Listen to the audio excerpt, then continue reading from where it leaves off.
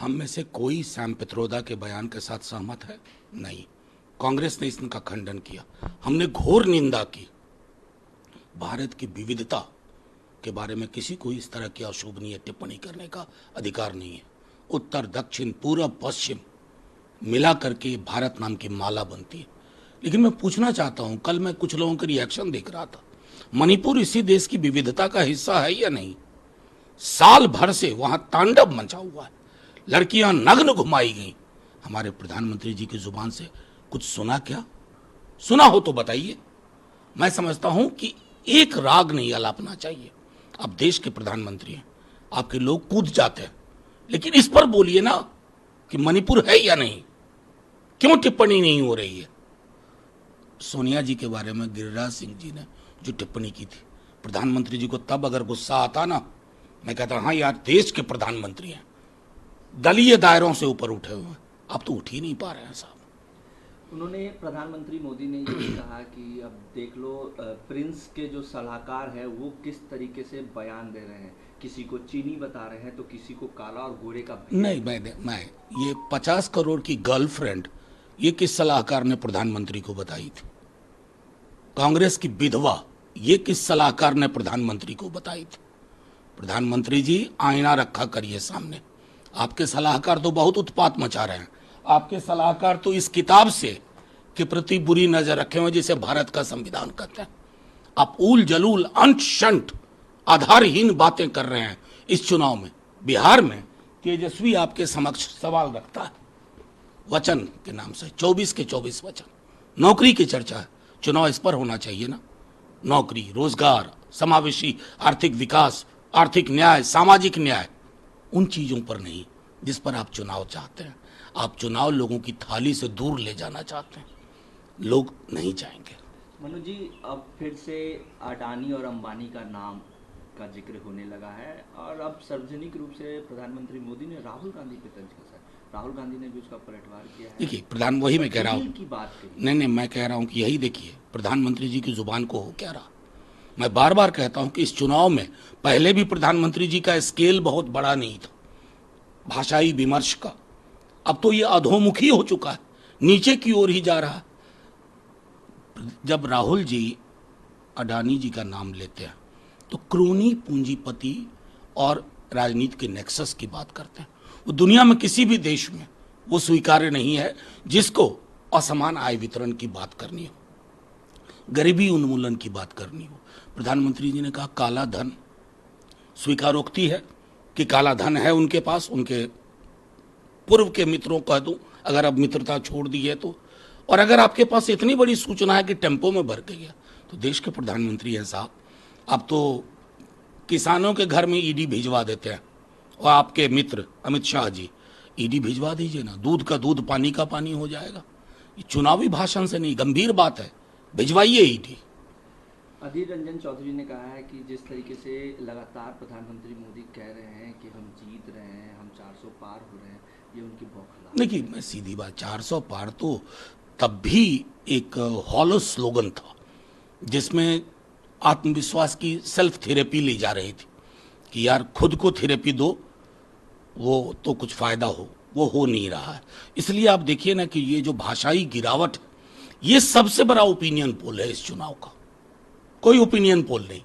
प्रधानमंत्री जी की जुबान देखिए तो आपको ओपिनियन पोल मिल रहा है कि चुनाव किस दिशा में जा रहा है, और इनके हाथ से 400 तो बहुत दूर की बात है, 150-200 मुश्किल हो रहा है। लखीमपुर में चुनावी सभा को संबोधित करते हुए अमित शाह ने कहा कि 3 चरणों का जो मतदान है उसमें हम 190 पार हैं और आने वाले में 400 का क्रॉस। बड़ी मेहरबानी है। अभी तकरीबन 280 से ऊपर चुनाव हो चुके हैं, उसमें कितना कह रहे हैं वो पार हैं?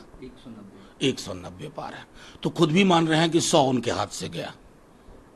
मैं आपको सीधा अंगणित बताता हूं, खुद ही मान रहे हैं। जब इतने बड़े तथाकथित चाणक्य खुद ही स्वीकार कर रहे हैं तो कहां का 400 पार भाई? अब तो स्वीकारोक्ति है कि आप स्ट्रगल कर रहे हैं, हाफ वे मार्क भी नहीं पहुंच पा रहे हैं। स्मृति ईरानी ने राहुल गांधी और प्रियंका गांधी को चुनौती दी और कहा है कि सार्वजनिक रूप पे मुद्दे पर आके बात करें, हम समय देंगे, हमारा प्रवक्ता ही दूध का दूध पानी पानी। नहीं, हम तो कहेंगे आपसे क्या, आप प्रधानमंत्री कि थोड़ी ही है। प्रधानमंत्री जी को बोलिए ना, बात करें, और बिहार में आए ना तो तेजस्वी जी से बात करें इस परिवर्तन पत्र पर। ये मुद्दे ही मुद्दे हैं स्मृति ईरानी जी, इसमें मुद्दे ही मुद्दे हैं, इसमें आसमानी मुद्दे नहीं हैं, जमीनी मुद्दे हैं। प्रधानमंत्री जी देश के प्रधानमंत्री हैं, 1 घंटे का समय निकालें, अभी पटना आ रहे हैं ना, तेजस्वी जी से ही बात कर लें। अमित शाह ने ये कहा है कि कांग्रेस के राज में इमरजेंसी लगा, कांग्रेस के राज में गरीबों का आरक्षण छीना गया और अब धर्म के आधार पे वो मुसलमानों को आरक्षण देना चाहती है और ये पिछड़ों की विरोधी पार्टी है। अमित शाह जी को ज्ञान नहीं है, ईमानदारी से कहता हूँ।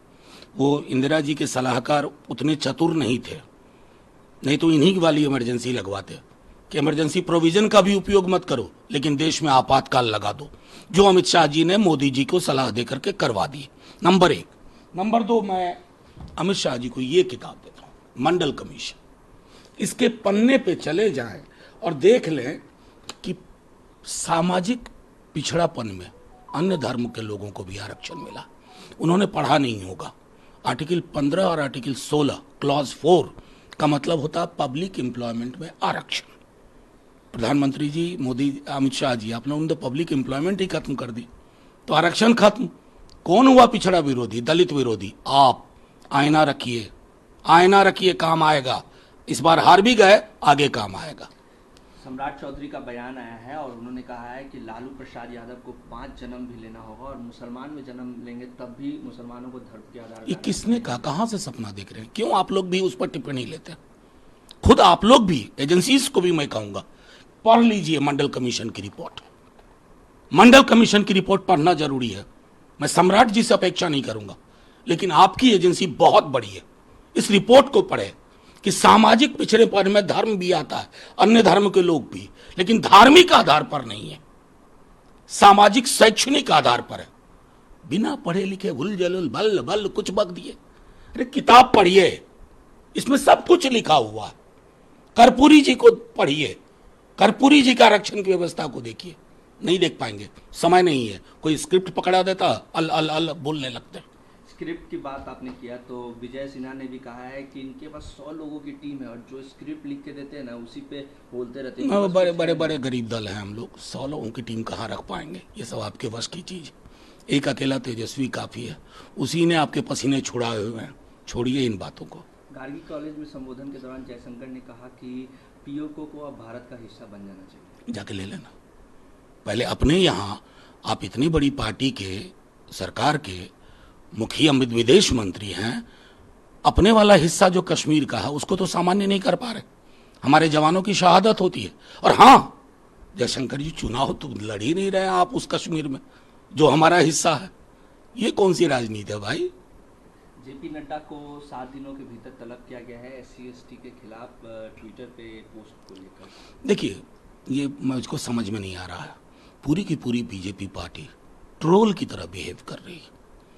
चुनाव आते हैं और आप जितनी नफरत, घृणा, रिलीजियस पोलराइजेशन, इस पर तो पूरी पार्टी बैन हो जानी चाहिए। चुनाव लड़ने के लिए इनको काबिल ना माना जाए।